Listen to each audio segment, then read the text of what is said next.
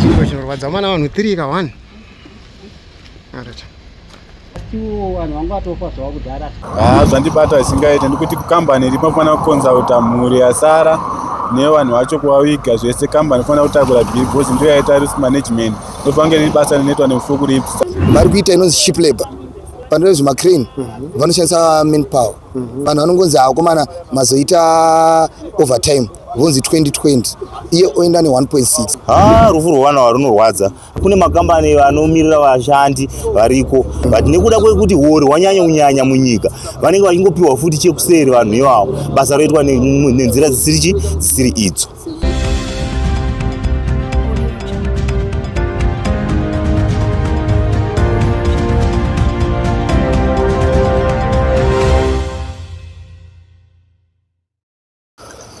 Yes, amuri yeZimbabwe atichisangana zvakare apa Hot Zimtrans apo patinokupa inyaya dzinenge dzichipisa around Zimbabwe naika.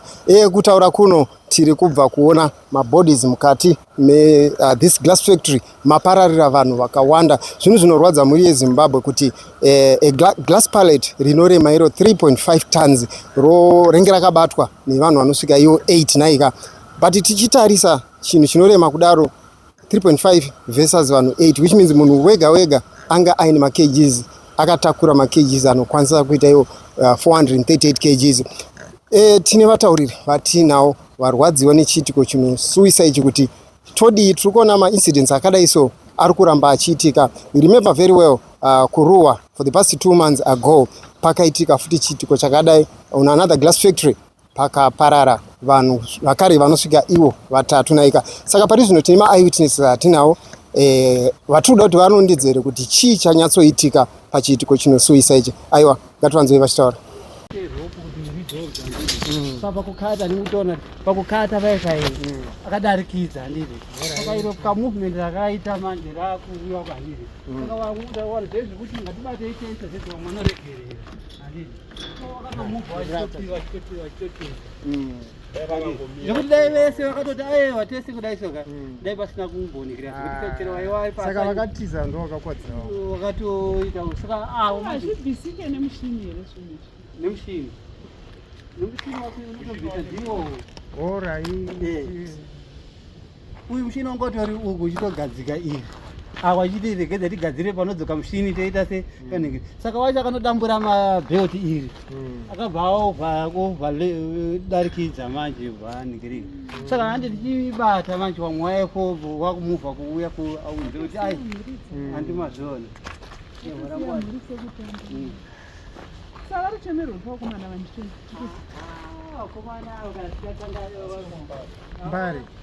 mbari nino ndikuti vakomana bosi vazhinji vacho vakomana vaitorwa kugrenarside uko majega ai kugrenarside ari kumashopu emaindastry kumachina uko saka ndoko vaitorwa kumapati time vanongotorwa kumapati time neapwed kunyanya apwed bosi vazhinji vacho vanotobva kuapwed takanzwa imwe itaura kuti hanzi pane mukoma wacho aitosenza futi panapa mukoma wacho aingosenza panapa pane vanokutsigirwa pana nemukoma orit vese vakafa mukoma mukoma akasasa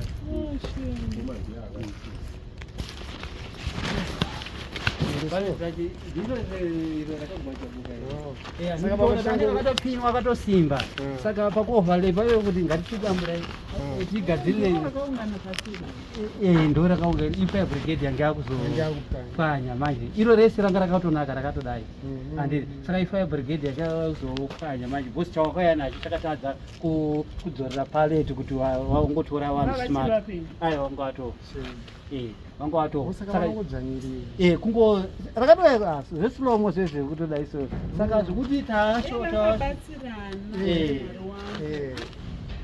ende futi dai kuti uuzati zvimwe dai konga kuri kuti pane kamera kapo mbichinyatsoratidzwa ka handingo dai kuti pane kamera kuchinyatsoona ka vega vainyatsoona kuti apa panapa bosi kutaura vanhu vamwe vanenge vakutaura nepasiripo kana mabudira zviri kuita usaka aya ndio magirazi akazobudiswa aya akanga vanhu vangatobuda zvava kungoonekera zvava bhozi rakaonekera bhozi rakabva uku ani muri kuona kune mapini akaonekera ndokwarakabva korichiuya kune aya 2 akanaka ndokwakaonekera kudai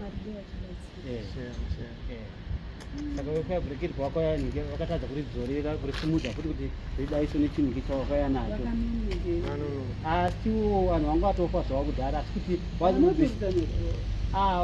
tete munhu vanodzvanya munhu anotoitsema saka vakatadza kunyatsoningirika kuti kudaiso ndokwakazopwanya maglazi ranga rakatonaka pareti irori asi pakuti vachubisa vanhu manje vakatoona kuti vanhu vangabuda saka baba isaya akanga ari mukati imomo manyowani amuri kutoona aya akatobuda imomo kana mega mukati katibepa muri kutonepika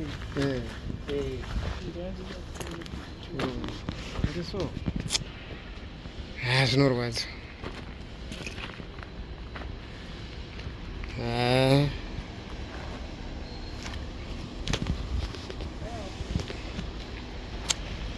shame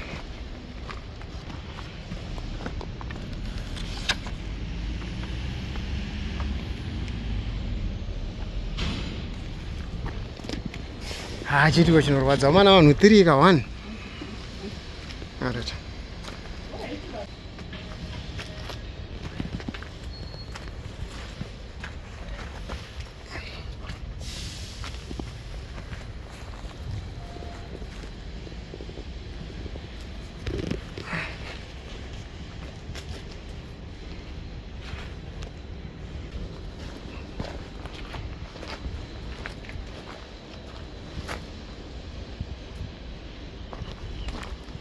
zvinorwadza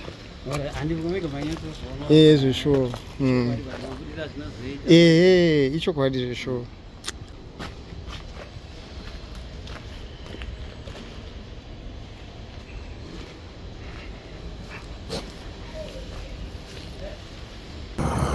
chekutanga nonzi mukoma tinacho dangopowa yambiro pano chiitiko chakaitika nezuro pana Coventry apo driver aidzikisa driver akapaka rori paCompany chidzikisa magirazi vachishandisa manyowa kudzikisa iro riri basa nofunga ishandiswa neforklift zvakasvika pakukonzesa njodzi yekufa vanhu saka tiri kuti kupayambe kuti kuna imwe maCompany ndikukurudzira kuti made muchitsvaga maforklift anodzikisa zvinhu zvenyu zvezvinhu mahevi zvinhu zvenyu zvinorema zvakanyanya zvandibata zvisingaite ndikuti kuCompany rinofanira kukonzauta mhure yasara nevanhu vacho kuvaviga zvese Company inofanira kutakura bhiri bhozi ndiyo yaita risk management inofanira kunge riri basa rinoitwa neforklift saka iye wafeira kutsvaga forklift wakadaita zvinhu zvakachipa zvinokosta saka ndikuti vanhu ngatiedze kuita zvinhu zviri pamutengo dzatanzwa zvakare vamwe vataro vachitotaura kuti vakomana ava ndo vaive vanongonhongwa mumastreets vaive vanenge vachitsvaga mabasa kuno kumaindastry munozvionawo sedanho rakadaro rekuti vanongotora munhu asina experience kana ingava yekusumudza yacho vomushandisa basa rakadaro munopaonawo sei ipapo iyo ichiyo pakuti hapana kungonhonga munhu kwese azive nezvebasa kuti zvinodzikiswa sei zvinoitwa sei nozvika pakonza njodzi yekuti kuti vanhu vazofi saka mutsvagai vanhu venyu vane experience nebasa renyu vanhu munoaplya pabasa penyu mimi vanomirira basa irororo ndo vanenge vane ruzivo naro vakurinzwisisa vakujaira kudzikisa zvinhu zvenyu mazuva ese asi iro kuti iro basa racho iroro ndireforklift harifange richiitwa nemaoko zvinosvika pakukonzesa dambudziko rekuti vanhu vafa ona vanhu vafa manje upenyu hwemunhu hwakakosha pane mari inotsvaga imwe saka ngachengetedze upenyu hwedu hwemaCompany nesu vanhu vacho tine chiemployiwa tichidzikise kana taona kuti chinhu chachisi kukwanisa kuti kunge tichidzikisa nemaoko ngatiregedzei ngasamanikidzei kuita kupota nokuda kutsvaga mari ona dambudziko rako atiri tisi todzoka toomerwa semhuri yeZimbabwe ichiitiko chaitika ichi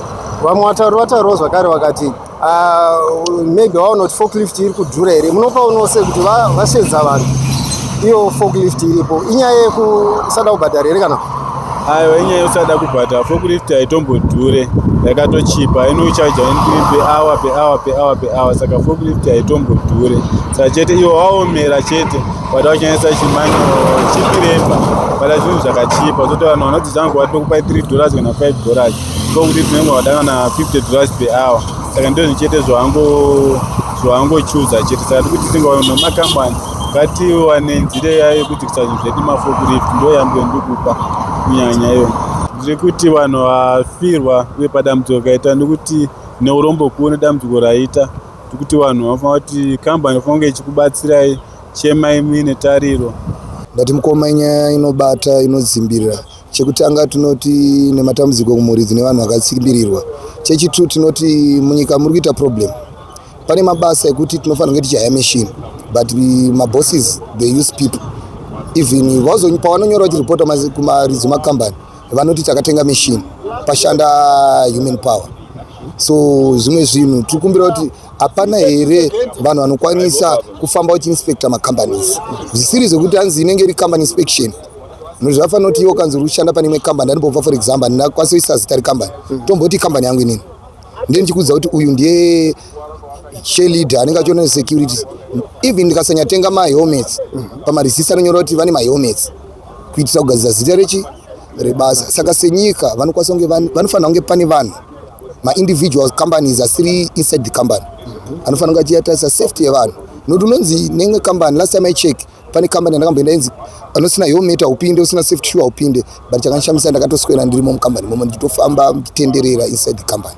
So you see kuti pane zvinhu zvinyorwa pagedhi zvisikaitike mukati. Saka senyika panofanira kuitika kuti vanhu vaone vanhu vachitariswa kuti vanhu vari safe here. Noti mazuva ano mukoma adunyeba vari kuita inonzi cheap labor. And pari kuda chinonzi chiko chedu panove zvimacrane vanoshandisa manpower. And kuitira kuti iwo paachanyora iye ashandisa vanhu anoti ndahaya crane. And iye anotora kana panzi crane is 1000 per hour. Vanhu vanongonzi hakomana mazoita overtime vonzi 2020 iye oenda ne1.6. Dzasa muchiona chinzi anga ari HR but akugara kumadokero. And hakuna HR wekambani anonzi avakaimba ineye when it comes to masalaries are normal. Yes. But they abuse people kuti vaende pamusoro.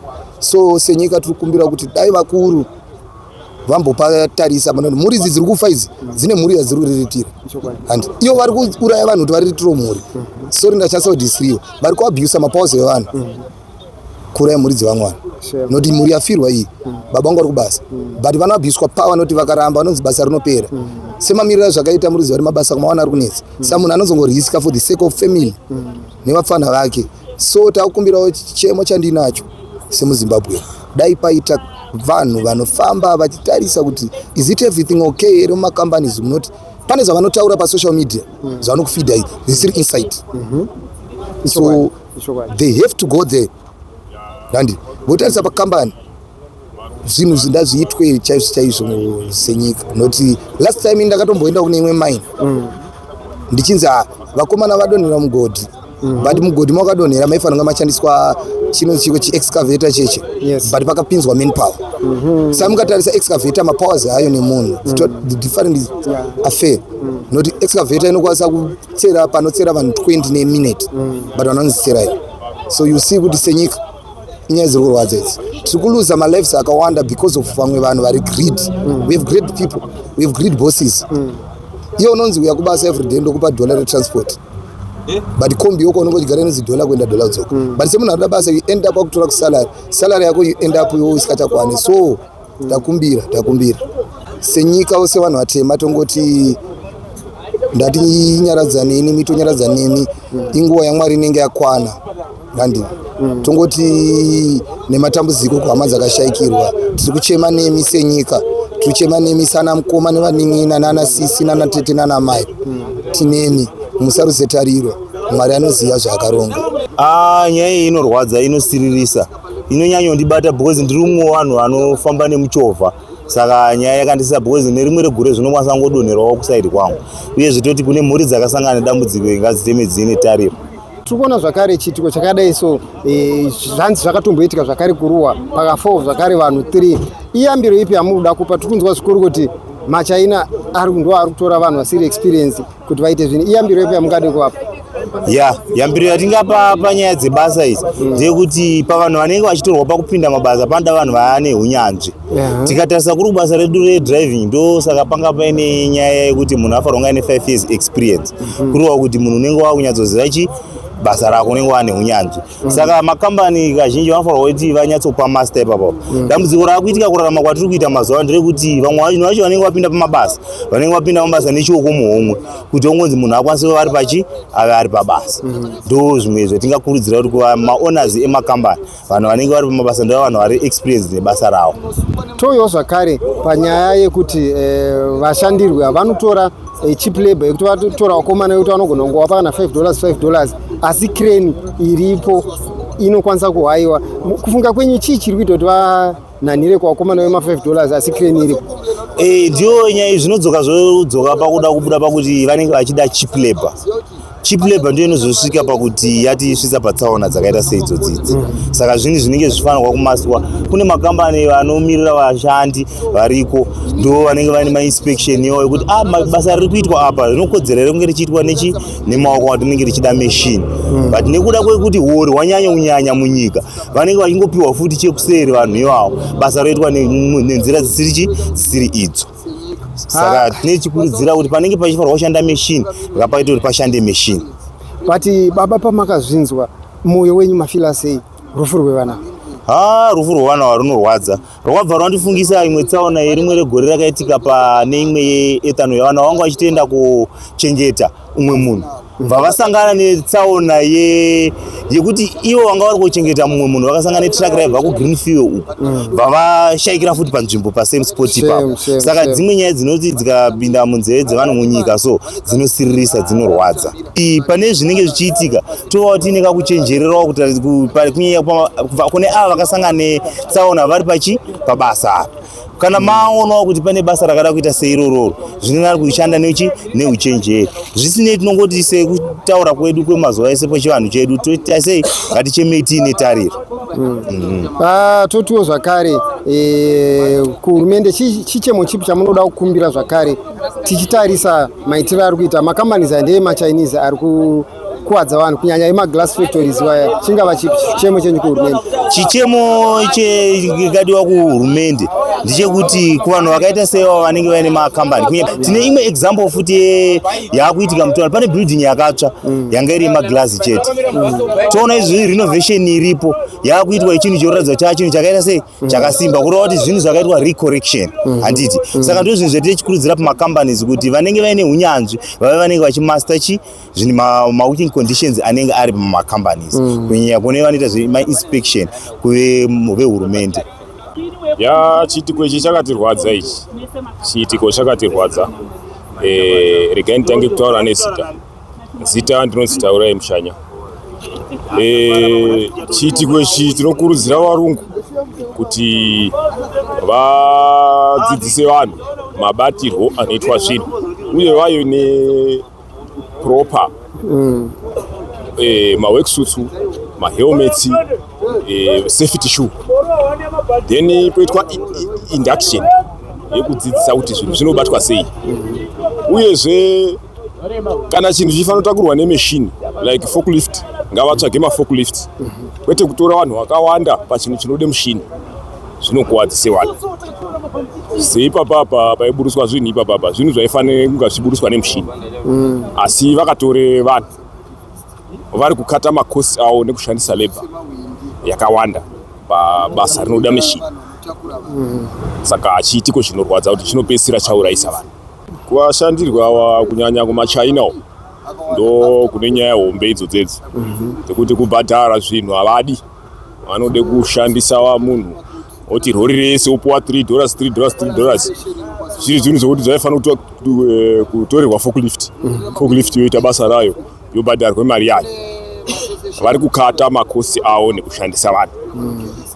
Dai patoite hurumende yatora action kuona kuti zvinhu zviri mumota umu zviri kuburutswa nemeshini here, zvafana nezvidhina chaizvo. Wane magreba anokwanisa kungogreba zvinhu zvichidzika, zvinhu zvaka mabricks akarongwa zvakanaka. But vari kutora vanhu 5-6 onzi kuflodai nemaoko, ukadotarisa vanhu ivo magrovs vanenge vasina. Saka hazvinhu zvinorwadza. Yes, munhu unenge achida mari asi at the end tarisa izvo zvinozopedzisira zvakuita. Panofanira kunge paine mainterviews anofanira kuitwa, muone kuti munhu anokodzera here kushanda basa iri, kwete kungoti chero basa raitwa mawane kukata makosti chete. Aiwa zvisirizvo. Tongoti ngavacheme vaine tariro. Ngavacheme vaine tariro nguva ndeyaMwari. Ende ndodzokazve bichana kuvarungwa. Varungotora munhu mumwe mwadoro haana chadya oyaomba basa rakakura kudaro. So vanhu zhinji vari kurwara, vanhu vari kufamba vachirwara. Saka vanhu vanofanira kutombotanga vatesta even utano hwemunhu kuti anokodzera here kuita basa iro. Hatichimaona. Saka kutokurudziranawo nevarungu dai vaitawo zvokuti upenyu hwevanhu huende mberi. Mushure meongororo netsvakiridzo taona kuti maincidents akadai so ari kuramba achiitika ende zvakare 3.5 ton pallet rinotoda crane kuti risumudzwe kubva panzvimbo yarinenge riri richiiswa mukati mewarehouse naika. But tiri kuona zveshuwa upenyu hwevanhu hwaparara. Varume vakatosiya vati hano nhasi mofanira kubikirawo muriwo wakati ndiri kudzoka ndichidya manheru, asi havana kukwanisa kuzodzokera kumba. Zvinhu zvinorwadza mwiri yeZimbabwe. Tinokurudzirawo zvakare vemacompanies vasangoita ndofunga manzwa nharorirano yataita kuti vamwe vakomana vacho vakomana vanongonhongwa vaya vanenge vachinzi paita basa uyai tikupei basa, ndo vamwe vacho navamwe vacho havasimbori trained for that job naika. Saka zvinhu zvinorwadza, tadeukirwa neropa rakawanda. Vanhu 3 is not a joke kuti vangofa nguva imwe cheteyo. Aiwa, uya mucomment section mupo pfungwa dzenyu kuti todii nemaincidents akadai ari kuramba achiitika. But tichikurudzirawo zvakare maemployers kuti vapowo vashandi vavo protective clothing zvokuti dai vakanga vaine mahelmets, aiwa dai vasina kuzosvika maybe zvakazosvika ipapa. Aiwa, ipayo maopinions enyu. Musakanganwa zvakare kulike moshare again this video kuti reviewe nevanhu vakawanda kuti ripo again in awareness kuti todii maincidents akadai ari kuramba achiitika. Musakanganwa kulike mosubscribe zvakare to World Trends so that whenever we post the latest news automatically you'll be updated. We love you so much. See you next time.